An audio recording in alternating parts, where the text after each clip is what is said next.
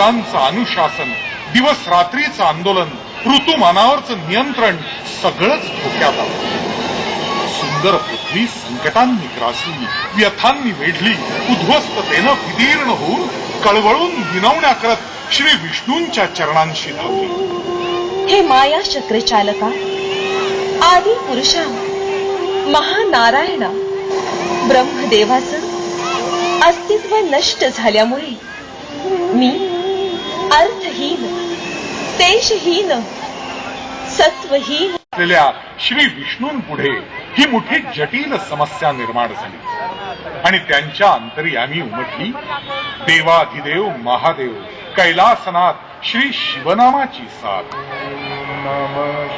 कल्याणमस्तु.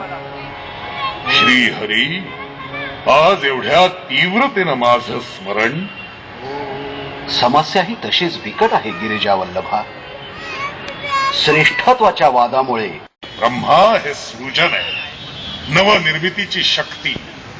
ती कितीही दडपून टाकली तरी कोणत्या ना कोणत्या माध्यमातून बाहेर आल्याशिवाय राहणार नाही. आपण केवळ अनुज्ञा द्यावी. शिवशंभो, ब्रह्मांड चालनाचा तोल आज आपण सावरलात. आपण सर्वांहूनही महान महादेव आहात. कल्याणमस्तु. हे सृष्टीकर्त्या ब्रह्मदेवा, तुमच्यातला वाद आता संपलाय. तेव्हा आता बाहेर ये, प्रकट हो, प्रकट हो.